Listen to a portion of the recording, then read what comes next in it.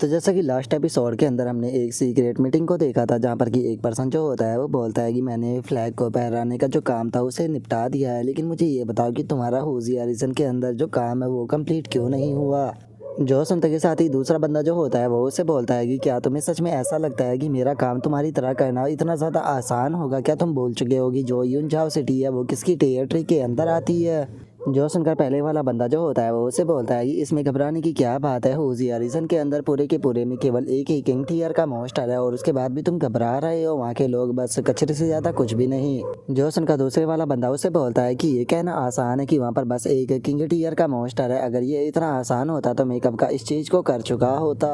और तुम्हें ये किसने बोला कि वहाँ पर केवल एक ही किंग टीयर का मॉन्स्टर है। असल में वहाँ पर दो किंग टीयर के मॉन्स्टर है जिनका ओनर जो है वो एक ओल्ड मैन है। जो सुनते के साथ ही वहाँ पर खड़ा हुआ एक और बंदा जो होता है वो बहुत ज़्यादा हैरान रह जाता है और हैरान होते हुए बोलता है कि क्या वहाँ पर दो किंग टीयर के मॉन्स्टर है। जो सुनकर दूसरे वाला बोलता है कि क्या तुम्हारी इन्फॉर्मेशन जो है वो बिल्कुल सच है। जो सुनते के साथ ही वहाँ पर खड़ा हुआ जो उस ग्रुप का लीडर होता है वो बोलता है कि हम सभी लोग एक साथ में केवल इसीलिए इकट्ठा हुए हैं क्योंकि हम लोगों का जो पर्पज़ है वो सेम ही है। तो इसीलिए हम लोगों को कुछ भी कर कर अपने गोल को अचीव करना है। हमारे गोल को अचीव करने के अगर एक दो पजल जो है वो खो भी जाते हैं तो इस चीज़ से कोई भी प्रॉब्लम नहीं होगी। हमने सबसे इम्पोर्टेंट काम जो है वो यही करना है कि हमारा अगला मूव क्या होगा।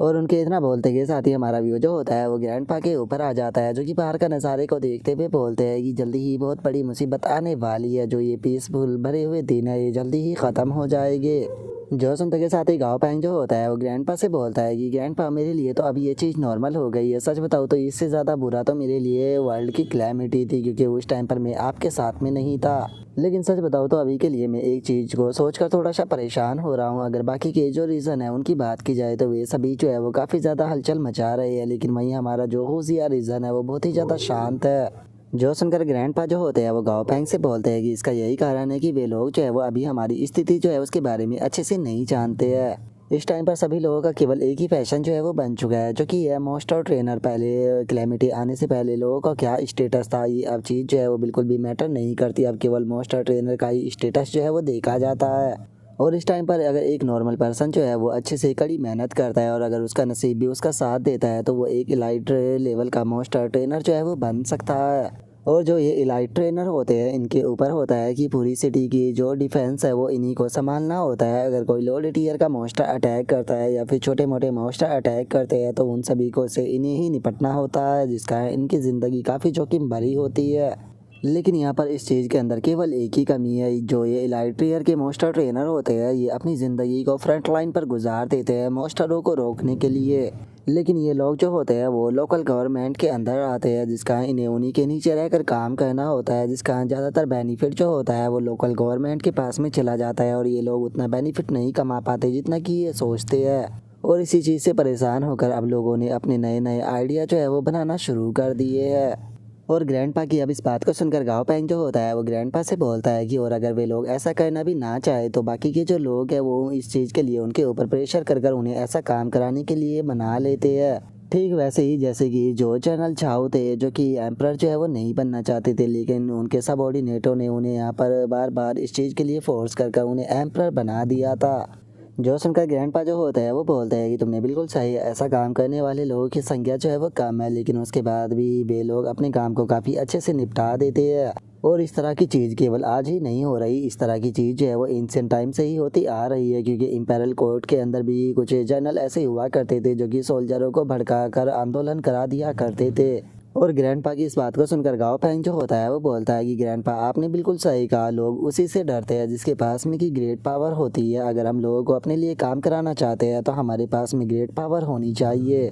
और एग्जाम्पल के तौर पर ग्रैंडपा हम आपको ले सकते हैं जिसके पास में कि दो किंग टीयर के मॉन्स्टर है। अगर आप चाहे तो आप किसी से भी फोर्सफुली अपना काम जो है वो करा सकते हो। और अब दो किंग टीयर का ये नाम सुनकर जो ग्रैंडपा होते हैं वो खांसने लगते हैं और खांसते हुए बोलते हैं कि तुम किन दो किंग टीयर के मॉन्स्टरों की बात कर रहे हो। जो सुनकर गाँव पैंग जो होता है वो हंसते हुए अपने ग्रैंडपा से बोलता है कि ग्रैंडपा मेरे से इस बात को छुपाइए मत, मैं जानता हूँ कि ये जो वाइट ड्रैगन है उसकी एक बहुत ही इनक्रेडिबल फियांसे है जो कि अपने मोटे से बेटे को लेकर यहाँ पर वाइट ड्रैगन को ढूंढने के लिए आई थी। जो सुनकर ग्रैंडपा जो होते हैं वो बोलते हैं कि ये बात तो तुमने सच कही, वाइट ड्रैगन का जो बेटा है वो सच में काफ़ी ज़्यादा मोटा है।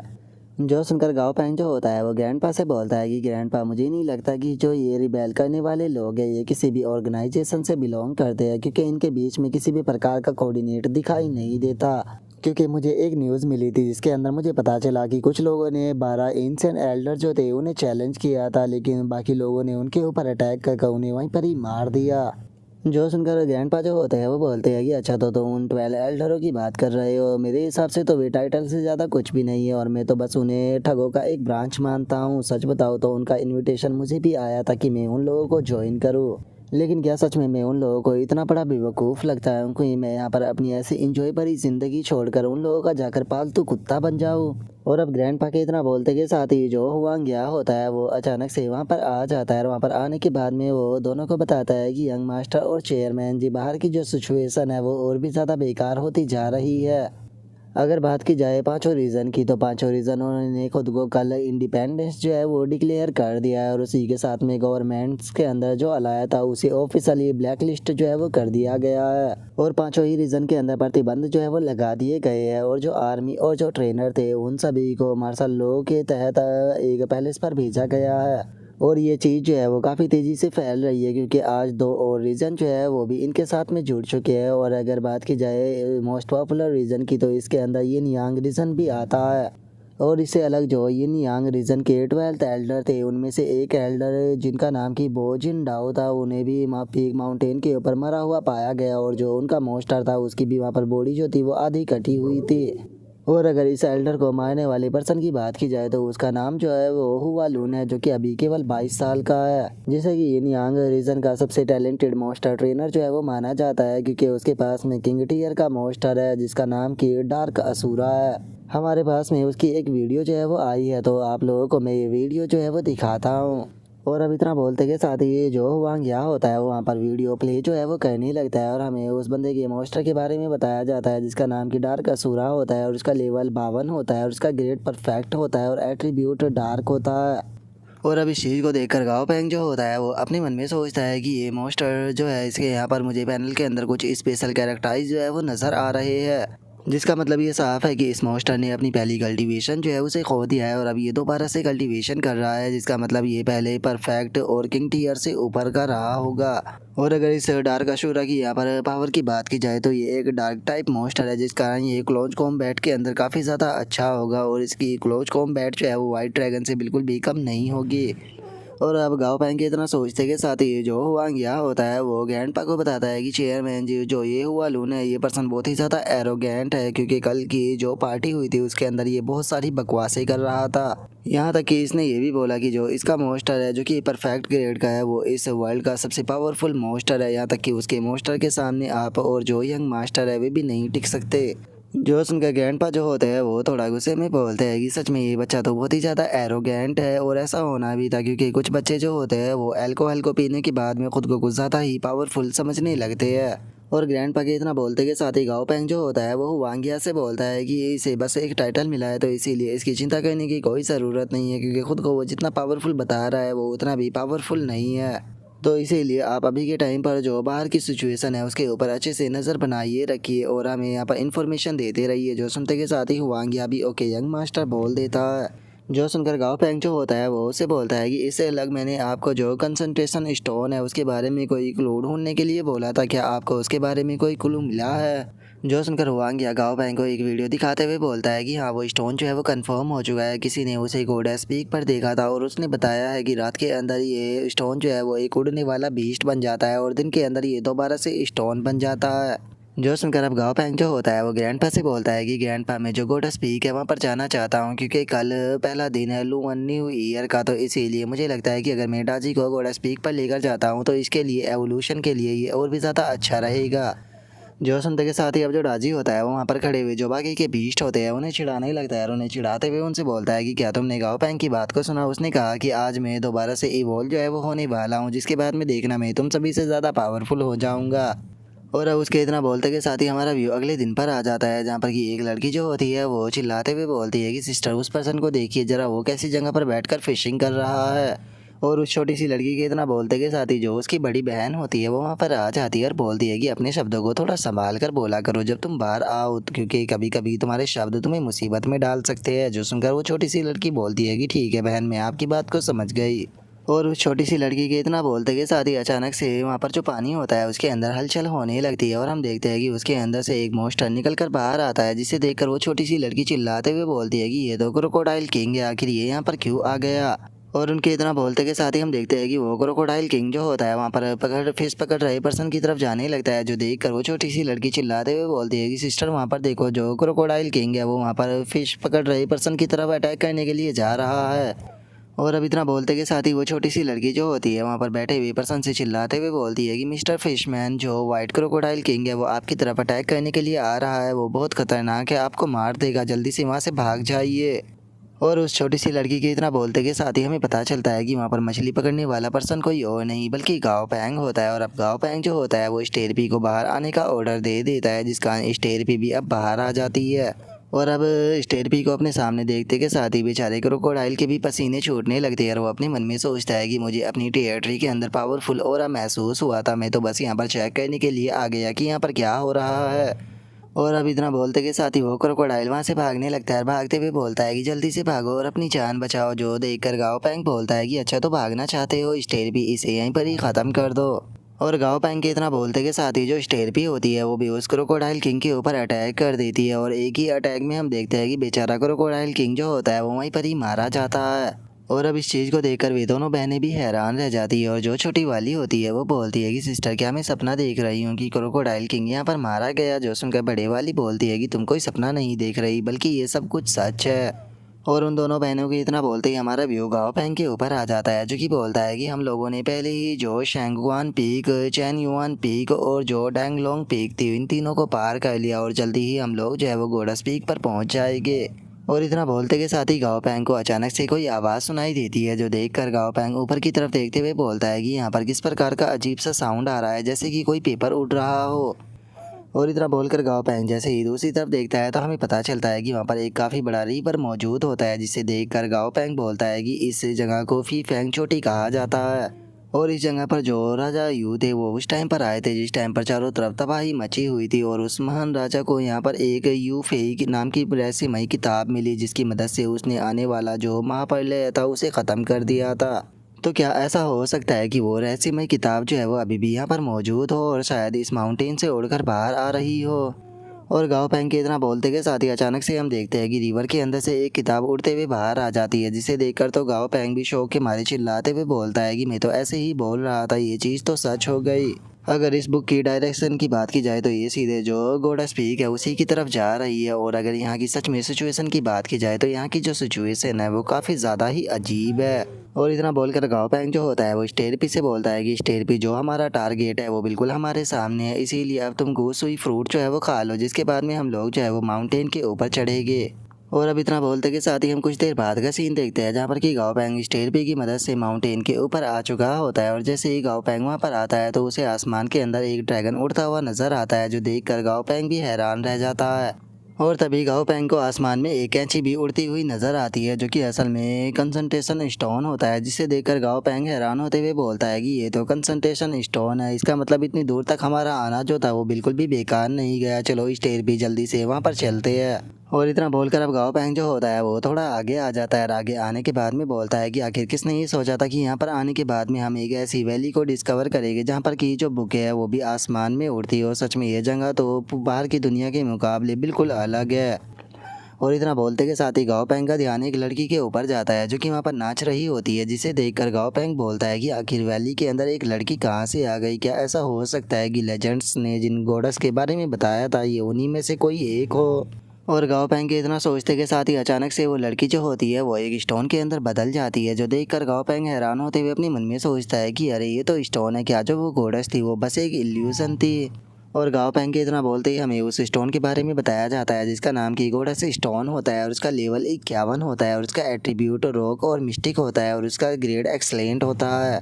और अब इस चीज़ को देखकर जो गाओ पैंग होता है वो भी आगे की तरफ बढ़ने लगता है, और आगे की तरफ बढ़ते हुए बोलता है कि चलो स्टेर भी चलकर जो ये एरिया है इसे थोड़ा घूमते हैं। और इतना बोलकर गाओ पेंग अचानक से बहुत ही ज़्यादा हैरान रह जाता है, क्योंकि हम देखते हैं कि गाओ पेंग के सामने एक पानी वाला मॉन्स्टर आ चुका होता है जिसका नाम की होली स्प्रिंग स्पिरिट होता है और उसका लेवल 50 होता है और उसका ग्रेड एपिक होता है और एट्रीब्यूट वाटर होता है। और अब वो वाटर वाला मॉन्स्टर जो होता है वो गाओ पेंग की तरफ देखते हुए उससे बोलता है कि अब तुम यहाँ पर मारे जाओगे। जो सुनकर गाओ पेंग उससे बोलता है कि अच्छा तो तुम फाइट करना चाहते हो। और गाओ पेंग के इतना बोलते के साथ ही हम देखते हैं कि एक स्टोन और एक टैबलेट जैसा मॉन्स्टर जो होता है वो गाओ पेंग के पीछे आ जाता है। जो देखकर गाओ पेंग अपने मन में सोचता है कि मुझे इन्होंने चारों तरफ से घेर लिया, लगता है कि फाइट काफ़ी खतरनाक होगी। और गाओ पेंग के इतना बोलते के साथ ही जो वो टैबलेट वाला मॉन्स्टर होता है उसके बारे में हमें बताया जाता है कि इसका नाम ड्रैगन डिस्क्रिप्शन चैप्टर होता है और इसका लेवल 50 होता है और इसका एट्रीब्यूट वाटर होता है और इसका ग्रेड लेजेंडरी होता है। जो देखते ही गाओ पेंग भी हैरान रह जाता है। हैरान होते हुए अपने मन में सोचता है कि क्या इस जंगली मॉन्स्टर का ग्रेड जो है वो लेजेंडरी है।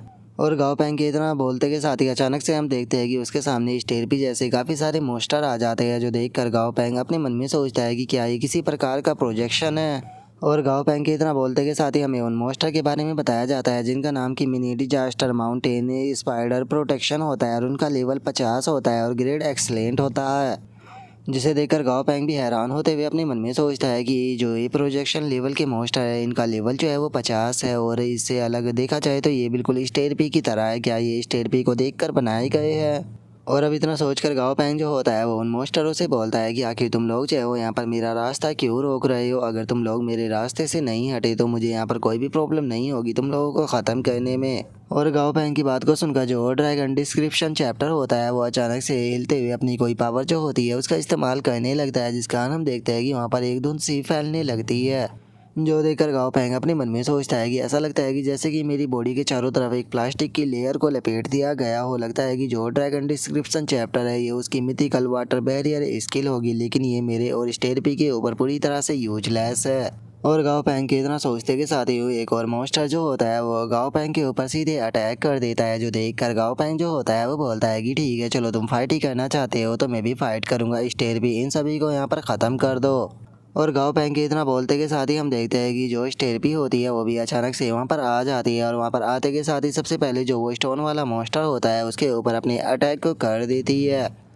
और उसके बाद में वहाँ पर जो वाटर टाइप का मॉन्स्टर होता है उसके ऊपर भी अटैक कर कर उसे एक ही अटैक में ख़त्म कर देती है। और जैसे ही वो ख़त्म होता है तो अचानक से हम देखते हैं कि उसकी पूरी बॉडी एक कप में बदल कर ज़मीन पर गिर जाती है। जिसे देखकर गाओ पेंग जो होता है वो भी उठा लेता है और उसे उठाकर देखते हुए उसे बोलता है कि ये होली स्पिरिट लेक है, चूँकि जो इसका सोर्स था वो पूरी तरह से सूख गया है, इसीलिए ये इस रूप में आ चुकी है। और गाओ पेंग के इतना बोलते के साथ ही उसके पास में नोटिफिकेशन आती है जो कि उसको बताती है कि इस मॉन्स्टर को फ्यूज किया जा सकता है। जो सुनकर गाओ पेंग हैरान होते हुए अपने मन में सोचता है कि क्या इसे फ्यूज किया जा सकता है, इस चीज़ को तो मैंने पहली बार देखा है। और इतना सोचते के साथ ही गाओ पेंग जो होता है वो वहाँ पर जो स्टोन टाइप मॉन्स्टर होता है उसकी तरफ देखकर अपने मन में सोचता है कि क्या इसे लगता है कि ये यहाँ से भाग पाएगा। और गाओ पेंग के इतना सोचते के साथ ही वो मॉन्स्टर जो होता है स्टोन वाला वहाँ से भागने लगता है। और भागते हुए वो वहाँ पर काफ़ी ज़्यादा लाइट का इस्तेमाल करता है, जिस कारण गाओ पेंग की भी आंखों में ज़्यादा रोशनी पड़ने के कारण गाओ पेंग भी अपनी आंखों को छुपाने लगता है। लेकिन जैसे ही गाओ पेंग सामने की तरफ देखता है तो उसे दोबारा से स्टोन के अंदर वो लड़की नज़र आती है। और वहीं दूसरी तरफ जो स्टेरपी होती है वो अपनी डिजास्टर क्लाउड टेक्निक का इस्तेमाल करती है और अपनी उस टेक्निक का इस्तेमाल करते हुए जो वो स्टोन होता है उसके ऊपर अटैक कर कर उसे दोबारा से ज़मीन पर गिरा देती है। और अब उसकी हालत को देखकर गाओ पेंग जो होता है वो अपने मन में सोचता है कि जो गोल्डन स्टोन था वो जलकर राख हो चुका है और अब बस इसके अंदर से ये स्मोक ही निकल रहा है। सच में ये कितने दुख की बात है। और गाओ पेंग के इतना सोचते के साथ ही हम देखते हैं कि उस स्टोन स्टैचू के अंदर से एक और छोटा सा ब्लैक कलर का स्टोन निकल कर बाहर आ जाता है, जिसके बारे में बताया जाता है कि इस मॉन्स्टर को फ्यूज किया जा सकता है। जो देखकर गाओ पेंग हैरान होते हुए बोलता है कि क्या इसे भी फ्यूज किया जा सकता है।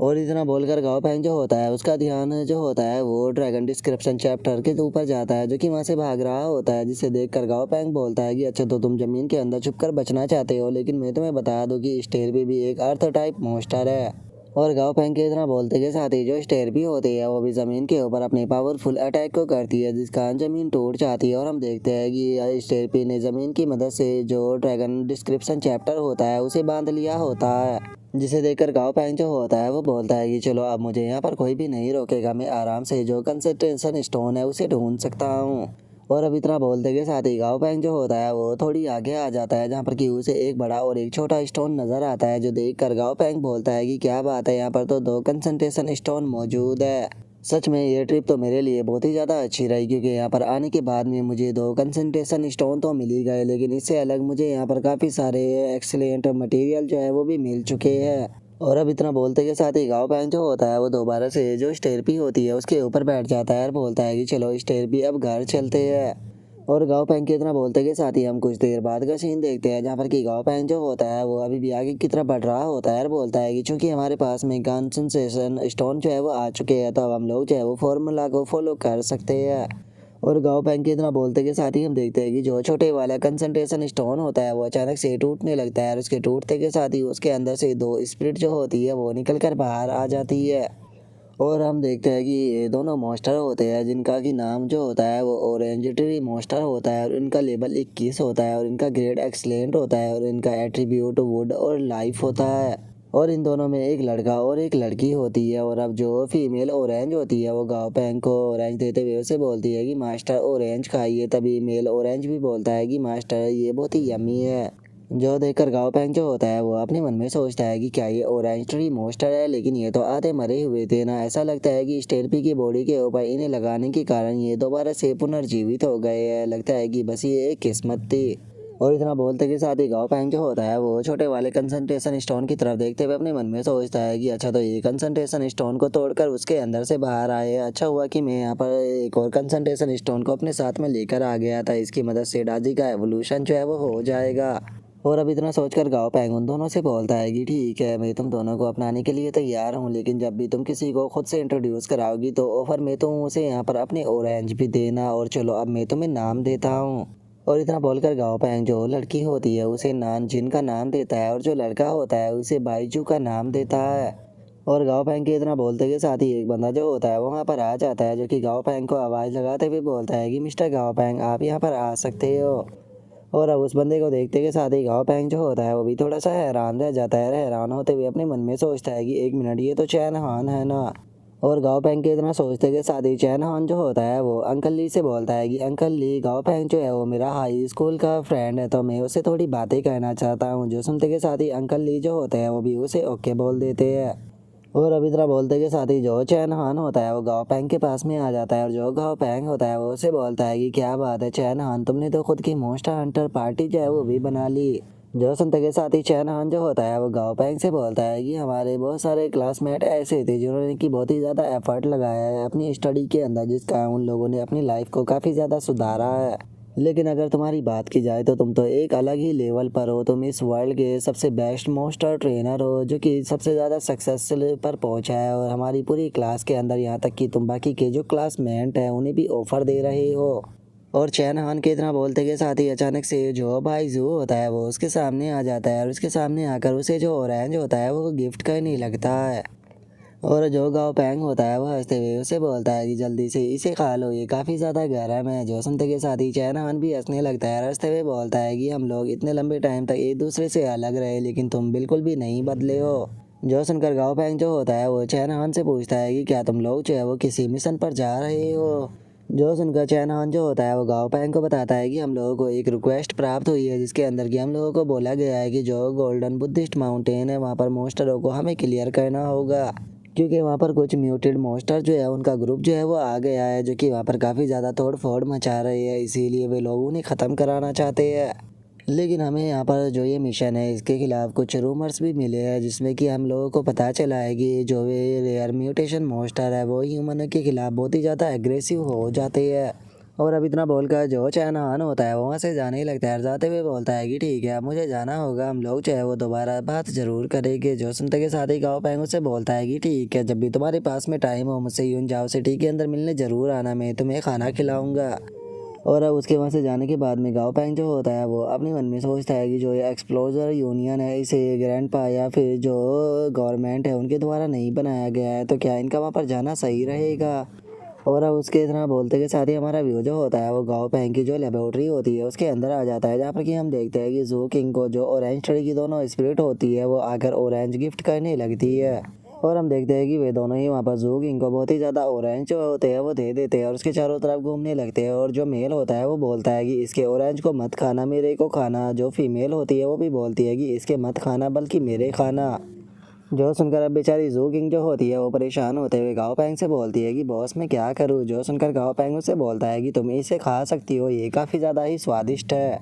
और इतना बोलकर अब गाओ पैंग जो होता है वो डाजी के पास में आ जाता है और डाजी के पास में आते हुए उससे पूछता है कि डाजी क्या तुम तैयार हो। जो सुनकर डाजी बोलता है कि हाँ बिल्कुल मैं पूरी तरह से तैयार हूँ। जो सुनकर गाओ पैंग जो होता है वो डाजी से बोलता है कि डाजी क्या तुमने इस बारे में अच्छे से सोच लिया है, क्योंकि अगर एक बार ये एवोल्यूशन जो है वो सक्सेसफुल हो गया तो उसके बाद में तुम्हारे पास में पीछे लौटने का कोई भी रास्ता नहीं होगा। जो सुनकर डाजी जो होता है वो गाओ पैंग से बोलता है कि मुझे इस चीज़ का कोई भी दुख नहीं है, मैं खुद को पावरफुल बनाना चाहता हूँ, तो इसीलिए तुम इसे शुरू करो।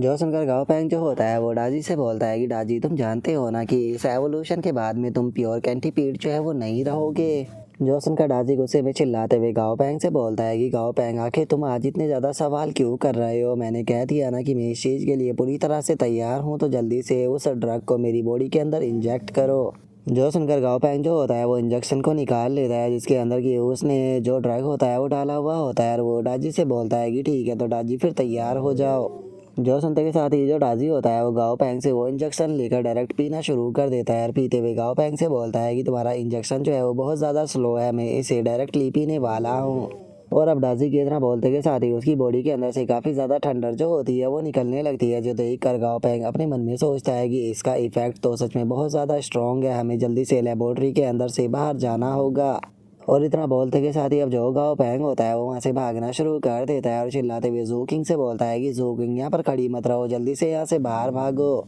और अब इतना बोलते के साथ ही हम देखते हैं कि वे दोनों जो होते हैं वो लेबोरेटरी से काफ़ी ज़्यादा दूर आ जाते हैं और जो जू किंग होती है वो गाओ पैंग से बोलती है कि बॉस आखिर क्या चल रहा है, आप इस तरह से भागकर यहाँ पर क्यों आ गए। और जू किंग के इतना बोलते के साथ ही हम देखते हैं कि आसमान से एक बहुत ही पावरफुल थंडर जो होती है वो लेबोरेटरी के ऊपर आकर गिरती है, जिस कारण पूरी लेबोरेटरी ही तबाह हो जाती है। जिसे देखते के साथ ही खुद जो जू किंग होती है वो बहुत हैरान रह जाती है और चिल्लाते हुए बोलती है कि लेबोरेटरी तो तबाह हो गई। जो सुनकर गाओ पैंग बोलता है कि छोड़ो इस चीज़ से कोई फ़र्क नहीं पड़ता, वैसे भी मैं न्यू लेबोरेटरी जो है वो बनाना चाहता था।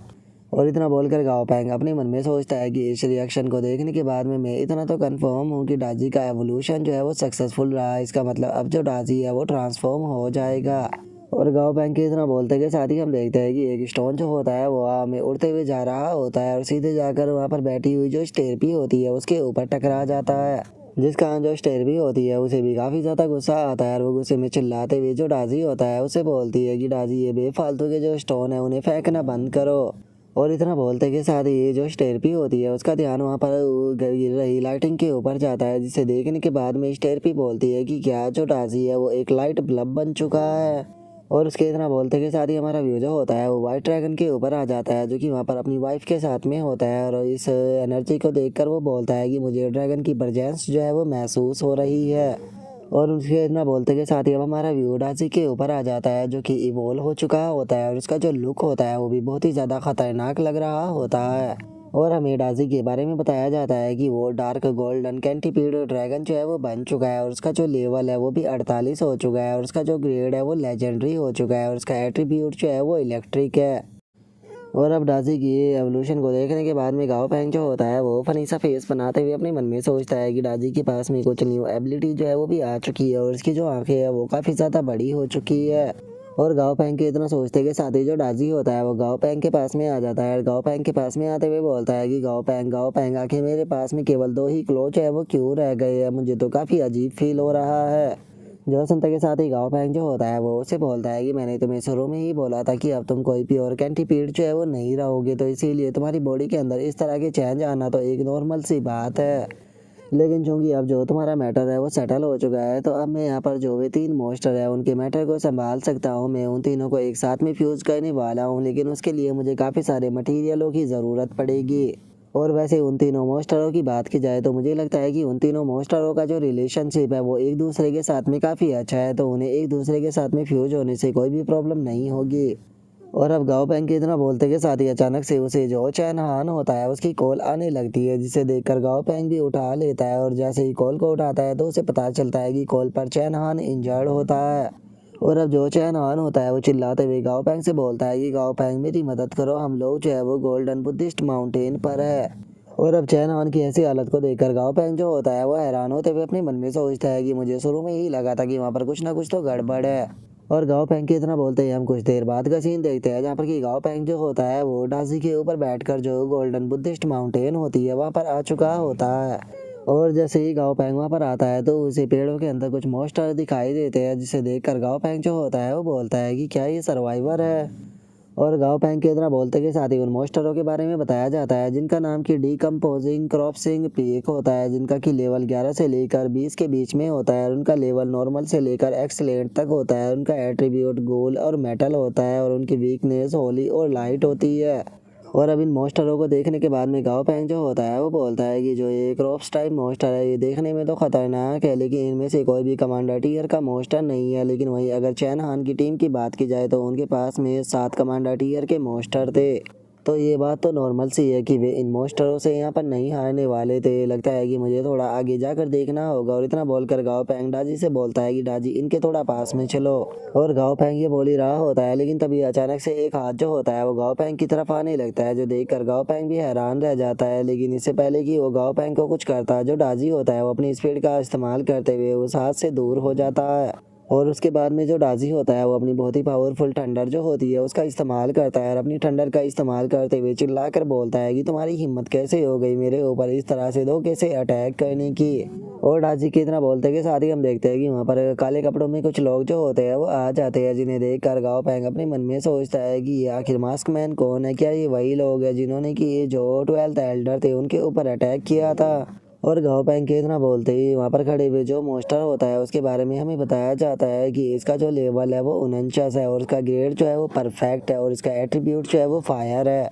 और तभी हम देखते हैं कि वहाँ पर एक और मॉन्स्टर जो होता है वो आ जाता है, जिसका नाम कि 3 आइड क्रेन होता है और उसके लेवल जो होता है वो 47 होता है और ग्रेड एक्सलेंट होता है और एट्रीब्यूट जो होता है वो कर्स होता है। जिसके बाद में एक जाइंट स्कॉर्पियन भी वहाँ पर आ जाता है, जिसका की ग्रेड जो होता है वो एक्सलेंट होता है और उसका लेवल 46 होता है और उसका जो एट्रीब्यूट होता है वो इलेक्ट्रिक होता है। जिसके बाद हम वहाँ पर चौथे मॉन्स्टर को भी देखते हैं, जिसका कि लेवल 48 होता है और उसका ग्रेड नॉर्मल होता है। जिसे देखने के बाद में गाओ पैंग अपने मन में सोचता है कि यहाँ पर 4 लोडेड ईयर के मॉन्स्टर मौजूद है, जिनका लेवल बिल्कुल भी कम नहीं है। ऐसा लगता है कि इन लोगों ने काफ़ी अच्छे से तैयारी की है। और गाँव पैंग के इतना सोचते के साथ ही अचानक से वो बर्ड टाइप मॉन्स्टर जो होता है वो वहाँ पर अपनी जो पावर होती है उसका इस्तेमाल करने लगता है, जिसका जो गाँव पैंग होता है उसे भी अब काफ़ी ज़्यादा प्रॉब्लम होने लगती है। और अब गाँव पैंग जो होता है वो इस चीज़ को देखते हुए बोलता है कि क्या ये किसी प्रकार का कर्ज था। अगर मैंने इसे इस थेरेपी के ऊपर ट्रांसफ़र नहीं किया होता तो मुझे लगता है कि मुझे इसके अंदर काफ़ी ही ज़्यादा अनकंफर्टेबल फील होता। और गाँव पैंग के इतना बोलते के साथ ही जो आइस लोयन होता है वो बताता है कि इस कर्ज के कारण मेरी पावर जो है वो 1% कम हो गई है। तभी वाइट प्लेट भी बताता है कि मेरी पावर भी 5% कम हो गई। तभी डाची भी बताता है कि मेरी पावर 3% कम हो गई। जो सुनकर गाँव पैंग तारीफ करते हुए बोलता है कि वाह तुम तो काफ़ी अमेजिंग हो।